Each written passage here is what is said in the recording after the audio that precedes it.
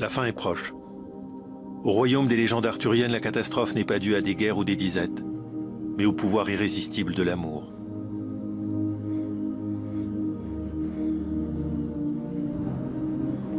Guenièvre, la plus aimable de toutes les femmes, trompe Arthur avec Lancelot, le chevalier le plus fidèle et le plus noble de la table ronde.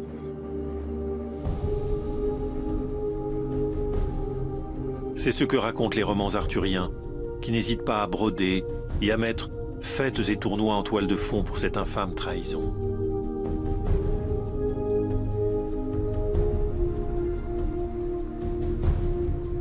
Arthur découvre l'infidélité de Guenièvre qui est punie, tandis que Lancelot prend la fuite, traqué par les autres chevaliers.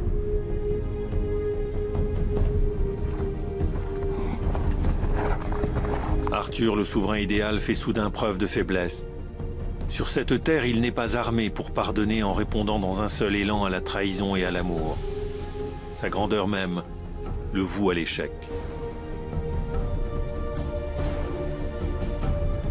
Le destin inexorable va mener le royaume arthurien à sa perte. Les forces du mal que Merlin avait su autrefois conjurer vont-elles triompher? Dès qu'il s'agit d'amour, tout homme a son talon d'Achille, y compris un souverain. C'est la vie qui nous l'apprend.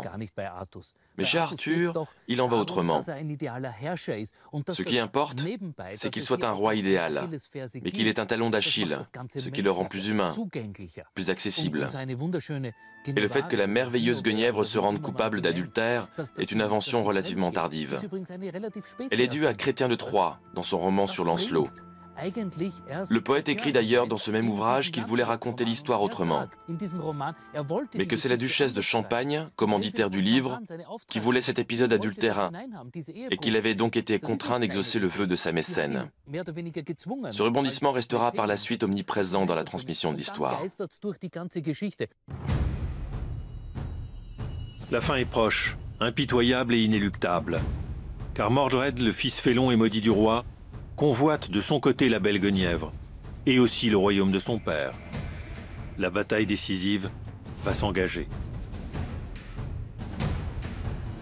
Elle sera sans pitié. Seul réconfort, la perspective de voir Arthur ressusciter un jour, roi du passé et du futur,